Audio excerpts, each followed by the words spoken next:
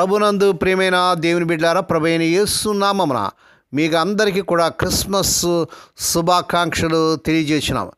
దేవుని బిడ్డారా, ఈ దినం అనగా డిసెంబర్ నెల 25 తారీఖు 2025 గురువారం హోలీ ట్రింటీ చర్చ్ మినిస్ట్రీస్ వారు అందించు అనుదినమన్న ఈ దిన మన ధ్యానాంశము నేడు రక్షకుడు మీ కొరకు పుట్టి ఉన్నాడు. నేడు రక్షకుడు మీ కొరకు పుట్టినాడు.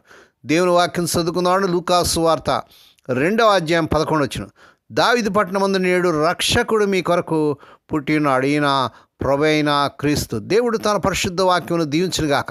దేవుని బిడ్డారు, మీరంతా ఎలా ఉన్నారండి? ఈ క్రిస్మస్ దినాల్లో మీరంతా బాగున్నారా? నేడు యేసు ప్రభు వారి యొక్క మరి జన్మదినాన్ని క్రిస్మస్ మరి పండుగగా మనం నేడు ప్రపంచమంతా కూడా సార్వత్రిక సంఘము ఆచరిస్తున్నారు. దేవుని స్తోత్రం.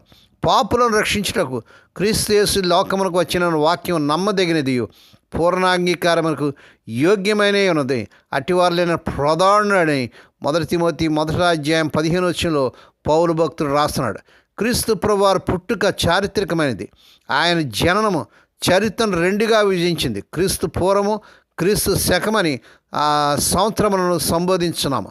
ఇందును బట్టి క్రీస్తు ప్రభు వారి యొక్క జన్మం యొక్క ఆధిక్యతను అందరూ అంగీకరించున్నారు. యావత్ ప్రపంచము క్రీస్తు ప్రభు వారి యొక్క పుట్టుకను క్రిస్మస్ పండుగ ఆచరిస్తున్నారు. క్రీస్తు ప్రభు వారు ఎందుకు జన్మించాడండి? క్రీస్తు ప్రభు పుట్టుకలోని అతి ప్రాముఖ్యమైన కొన్ని అంశాలని మనం క్లుప్తంగా ధ్యానిద్దాం. మొదటగా పాపులను రక్షించుటకు క్రీస్తు ప్రభు వారు వచ్చారు. అపోస్తలుడైన పౌలు మార్పు చదివిన మూలవాక్యం బట్టి అపోస్తలుడైన పౌలు నేను ప్రధానమైన పాపినని చెప్పుటను మొదట పరిశీలించదు. యేసు ప్రభు అనగా రక్షకుడు. రక్షకుడు ఇచ్చినది రక్షణ. పౌలు భక్తుడు ఒక యూదా మతస్థుడు. క్రీస్తు ప్రభు వారు పుట్టిన కాలమందు మోషే ధర్మశాస్త్రం అమల్లో ఉండెను. ముఖ్యంగా శాస్త్రులు, పరిసయ్యులు, సద్దుకేయులు అనువారు ధర్మశాస్త్రం అనుసరించి బహునిష్టగా ప్రవర్తించుండ్రి. క్రీస్తు ప్రభు వారు తన 30 ఏట పరిచయం ప్రారంభించారు. 3.5 సంవత్సరాల కాలంలో ఆయన కీర్తి అంతటా వ్యాపించాను. కొందరు మాత్రమే ఆయన మెస్సియగా, దేవుని కుమారుగా అంగీకరించారు. ధర్మశాస్త్రం అనుసరించిన వాళ్ళు ఎక్కువ శాతం వారు క్రీస్తు ప్రభువును తృణీకరించారు. పౌలు అట్టివాళ్ళు ఒకడే ఉండను. ఇందుని గురించి అతడు దేవుని గురించి ఆసక్తి ఉండి ఈ మార్గంలో ఉన్న పురుషులను, స్త్రీలను బంధించి చెరసాలు వేయించి మరణం వరకు హింసించింది అని చెప్తున్నాడు. అపోస్తలుల కార్యం 22వ అధ్యాయం 3-4 ఆత్మీయ కుమారుడైన తిమోతికి మరొక ఆసక్తికరమైన సంగతి రాశాడు. పూర్వం దూషకుడును, హింసకుడును, హానికరుడైన నన్ను తన పరిచర్కు నియమించి నమ్మకమైన వారిగా ఎంచినందుకు నన్ను బలపరిచిన మన ప్రభు అయిన యేసు క్రీస్తు ప్రభు వారికి నేను కృతజ్ఞుడై ఉన్నానని 1 తిమోతి 1వ అధ్యాయం 12-13 రాస్తున్నాడు. సుంకపు గుత్తదారుడైన జక్కయ్య ఇంటికి రక్షణ. నశించిన దాన్ని వెదకి రక్షించుటకు మనిషి కుమారుడు వచ్చిన అతనితో చెప్పినట్లుగా లూకాసు వార్త 19వ అధ్యాయం 10వ చూస్తున్నాం. జక్కయ్య చరిత్ర అందరికీ తెలుసు. అతను పుట్టివాడు గనక మేడి చెట్టుకి త్రోవలో రానిన యేసుప్రభుని చూడగలను. ఎంత ఆశ్చర్యం అండి!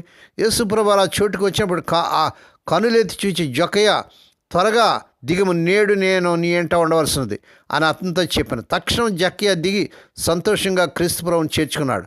అందరూ అది చూచి ఈయన పాపి అయిన మనుషుని యొద్ద బస చేయవెళ్ళని చాలా సణుక్కునేది. జక్కయ్య నిలబడి, ఇదిగో ప్రభు, నా ఆస్తిలో సగం బేదరికి ఇచ్చినాను. నేను ఎవరి యొద్ద అయినా అన్యాయంగా దేన్ని తీసుకునేలా అది 4 మళ్ళా చెల్లిస్తానని ప్రభుత్వం చెప్పాను. అందుకు యేసు, ఇతరులను అబ్రహాం కుమారుడే, ఎందుకనగా నేడు ఇంటికి రక్షణ వచ్చిందని లూకాసు వార్త 19వ అధ్యాయం 7-9 చూస్తున్నాం. అప్పటి ప్రజల దృష్టిలో జక్కయ్య పాపాత్ముడైన మనుషుడు. క్రీస్తు ప్రభు దృష్టిలో అతను అబ్రహాం కుమారుడు. జక్కయ్యలో కలిగిన మార్పును చూడండి దేవుని బిడ్డారా.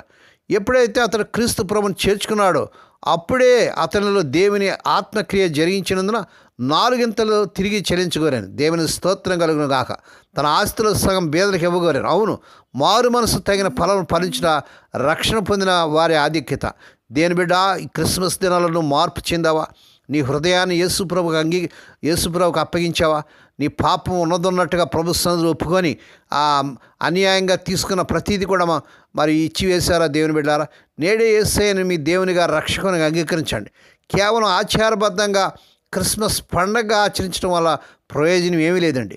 జక్కయ్య యేసుప్రభుని చూడగలడు.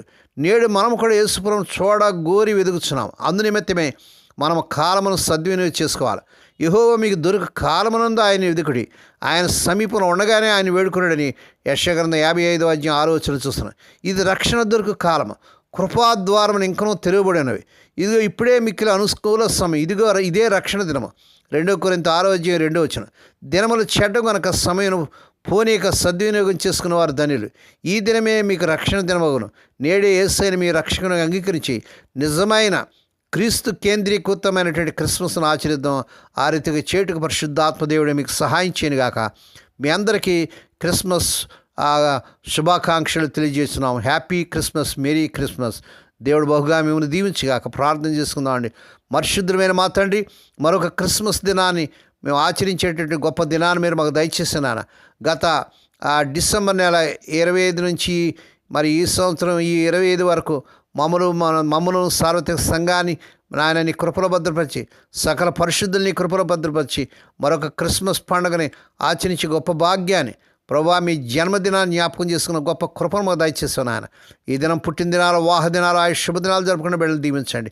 ఈ క్రిస్మస్ దినాల్లో హాస్పిటల్లో ఇంటెన్సివ్ కేర్లు, సీరియస్ కండిషన్లో ఉన్నటువంటి బిడ్డలు మీరు కనికరించి స్వస్థత, ఆరోగ్యం, విడుదల యేసునామమున ప్రకటిస్తున్నాను తండ్రి. ఏ కుటుంబాలు అయితే నేను సమస్యలతో, బాధలతో, ఆర్థిక ఇబ్బందులతో ఈ క్రిస్మస్ దినాల్లో ప్రభువా నీ మందిరానికి వెళ్ళని స్థితులు, నాయన ఇంట్లో నెమ్మది లేక, సమాధానం లేక బాధపడుతున్నారు. అటువంటి గృహాలు సమాధానం, నెమ్మది దయచేయండి, ఐక్యత దయచేయండి. మా దేశాన్ని, మా దేశ ప్రజలను, ప్రపంచ దేశాన్ని రక్షించుకోండి నాయన. నీ దీనదాసులను, వారు చేసిన పరిచయం మారుమరుగాములు, ఆయా రాష్ట్రాలు, ఆయా ప్రాంతాలు చేసిన పరిచయం దీవించి వారి ప్రతి అవసరం తీర్చమని, ఈ దినం జరిగే క్రిస్మస్ ఆరాధనలు, క్రిస్మస్ కూడికల్లో, ఆయా మందిరాలు జరిగే ఆరాధనలు అన్నింటిలో మీరు సహాయం చేసి మహిమ నీకే, ఘనత నీకే చెల్లించుకుంటూ స్తుతిస్తూ కొనియాడుతూ యేసయ్య పరిశుద్ధ నామమున స్తుతించి గణపరిచి వేడుకొని ప్రార్థిస్తున్నాం తండ్రి.